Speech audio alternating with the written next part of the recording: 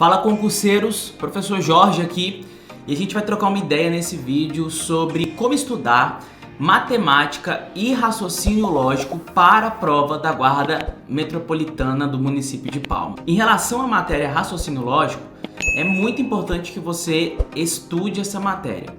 Primeiro, porque foi cobrado no último edital de 2007 da prova da Guarda Metropolitana. Segundo, porque se você observar os últimos concursos de guardas civis feitos pela banca VUNESP, também foi cobrado o raciocínio lógico. E você não vai perder se você estudar essa matéria, porque você pode utilizar ela, por exemplo, para o concurso público da Polícia Civil do Estado do Tocantins, que vai ser a banca Sebrasp e que geralmente em concursos públicos de polícia civis também traz a matéria raciocínio lógico. E se a gente for parar para pensar, no último concurso da Polícia Militar, feito pela banca Sebrasp no estado do Tocantins, também teve a matéria raciocínio lógico. Então, na minha compreensão, é uma matéria que você deve estudar sim para o concurso público da Guarda. Para essas duas matérias, eu acredito que a melhor estratégia de estudo não seria um curso presencial, porque o curso presencial é muito limitado. Nessas matérias, particularmente, eu acho mais interessante, eu apresento muita dificuldade com essas matérias, porque eu sou do direito. Então, como eu apresento muita dificuldade, se tem uma coisa que me ajuda muito é ver e rever lá ali quando eu tenho uma dúvida ou quando eu não entendi. Então, por exemplo, eu estou ali estudando funções, né? E função de primeiro grau. E aí o professor está ali explicando como é que faz para chegar a um determinado resultado.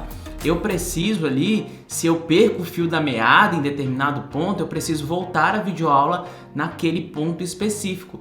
E às vezes eu vejo tudo, percebo que eu não tive uma boa compreensão e aí antes de avançar para um próximo tópico, eu volto novamente a videoaula para rever aquele ponto. Então eu volto a videoaula quantas vezes forem necessárias para eu rever aquele ponto. Então, considerando que a videoaula ela é mais abrangente na questão de conteúdo e que ela me dá essa flexibilidade de determinar uma ênfase de acordo com os meus pontos fracos, eu considero que para essas matérias é a estratégia mais efetiva. Então, para começar essas duas matérias, eu faria uma leve introdução na matemática básica. Aquela parte de adição, subtração, multiplicação, divisão, eu faria uma introdução nessa parte. Aquela parte ali do jogo de sinais, porque quando a gente está estudando matemática, que a gente vai resolver questões mais avançadas, nós percebemos que grandes erros nossos eles vêm ali da matemática básica. Então é muito importante que você parta desse pressuposto e não vá para a parte mais complexa antes de estudar a parte específica. Eu, quando estava estudando para concurso, inclusive os concursos do Tribunal Regional Federal, que a maioria cobram matemática, eu estudei através do YouTube a matemática básica pelo canal do professor Ferreto. Professor muito bom, que tem lá no canal dele lá o curso completo de matemática, e aí eu peguei aquela parte ali de matemática básica e fui acompanhando com o professor Ferreto. E como é que eu fiz especificamente quando eu estava estudando essas matérias? Eu ia ali para uma questão, de matemática e acompanhava o passo a passo daquele professor. Como eu apresentava muita dificuldade, porque eu considerava essas matérias extremamente difíceis para mim, o professor ia lá e ele ensinava o primeiro ponto ali para você começar a resolução daquela questão, chegar àquele raciocínio. Eu ia lá no meu caderno e anotava. Aí depois o professor ensinava o segundo ponto. Eu ia lá no meu caderno e anotava. Muitas vezes eu inclusive pausava para poder fazer uma anotação mais tranquila, estudar de forma mais calma, mas colocar no meu caderno exatamente o passo a passo daquela revisão. Uma outra questão, na razão pela qual eu acredito que a sala de aula seja muito limitada, porque o professor vai passando ali, e tudo, e na videoaula o professor vai poder dar mais exemplos, ele vai poder falar com uma certa tranquilidade, porque não tem esse limite de tempo que tem na sala de aula e também não tem esse limite de nivelamento. Então ali na sala de aula, o professor às vezes tem que nivelar muito por baixo. Agora na videoaula não, o professor vai ensinando ali, mesmo que ele comece nivelando por baixo, depois vai subindo, porque o próprio aluno vai buscar revisar aquilo que ele não entendeu. Então é mais rápido na videoaula. E qual que é a finalidade? De colocar um passo a passo praticamente que milimétrico ali no meu caderno.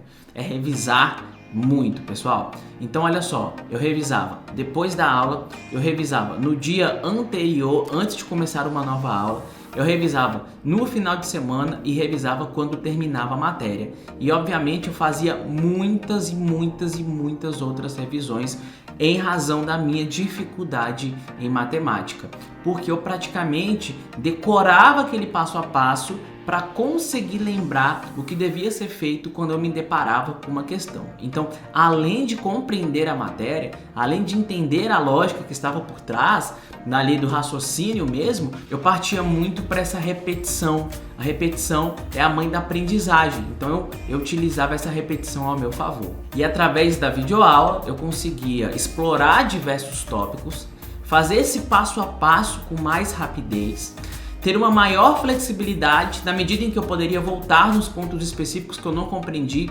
rever a explicação do professor quantas vezes forem necessárias, e eu montava aquele meu caderno que praticamente viraria uma bíblia de matemática para os meus estudos para concurso público. E depois, através desse caderno, fazia diversas revisões.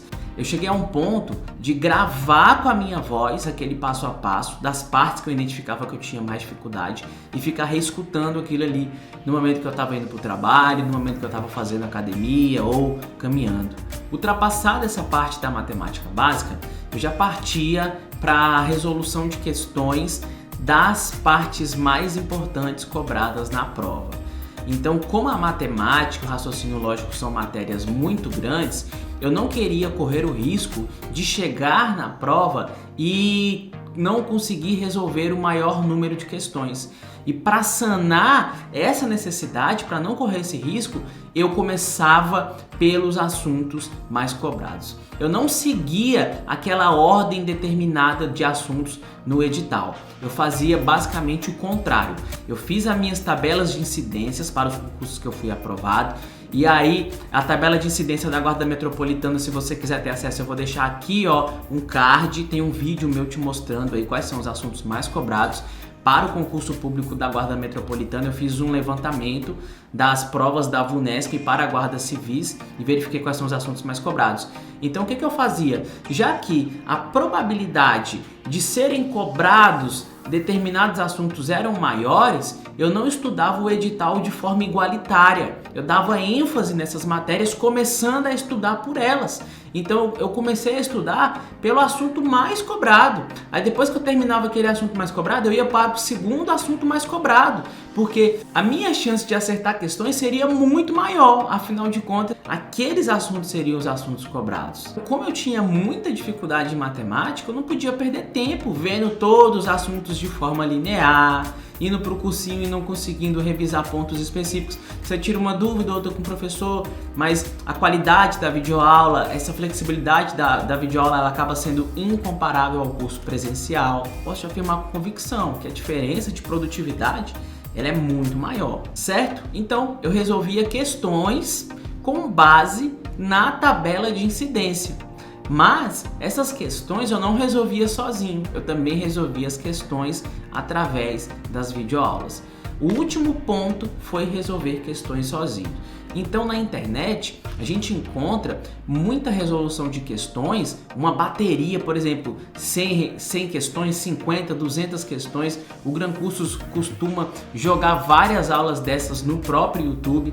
Então você encontra ali uma bateria de resoluções por tópico. Você coloca lá, regra de 3, questões de prova, e aí o professor vai resolvendo ali o passo a passo com você. Então o que eu fazia? Eu identificava que aquele assunto era o assunto mais cobrado, procurava uma videoaula de graça no YouTube, uma bateria de questões sobre aquele assunto, o professor ia resolvendo ali comigo passo a passo, e mais uma vez, eu ia anotando aquele passo a passo no meu caderno para que eu pudesse revisar muito. Revisava depois da aula, revisava no dia seguinte antes de começar a estudar, revisava no final de semana e quantas vezes forem necessárias. Depois, eu tentava fazer aquela questão sozinho para ver se eu tinha aprendido.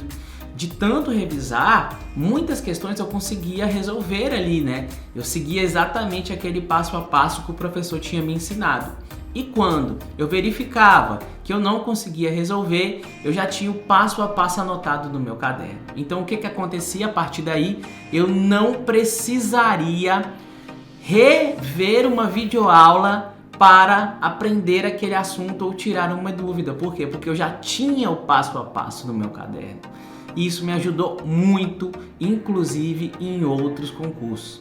O diferencial disso em outros concursos ele foi imenso.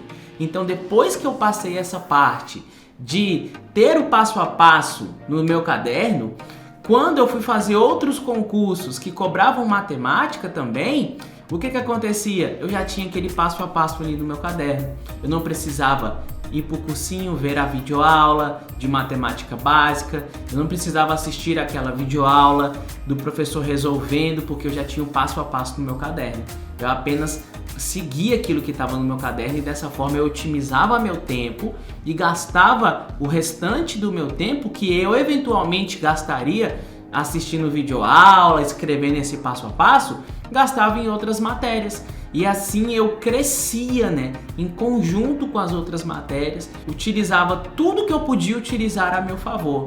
O tempo, o foco nas matérias mais cobradas, certo? O passo a passo, as revisões. E lembrando, você que vai fazer o concurso da Guarda Metropolitana de Palmas, eu vou deixar aqui na descrição desse vídeo um combo das matérias que eu dou aula. Então vou deixar aqui na descrição um link, é só você clicar nesse link para o meu combo Legislação do Município de Palmas, onde você vai encontrar 3 e-books com mais de 500 questões comentadas da matéria de legislação específica que foi cobrada no último concurso da Guarda e aí possivelmente também vai ser cobrado no seu concurso, para você estudar Lei Orgânica do Município de Palmas, Estatuto da Guarda Metropolitana e Estatuto dos Servidores do Município de Palmas.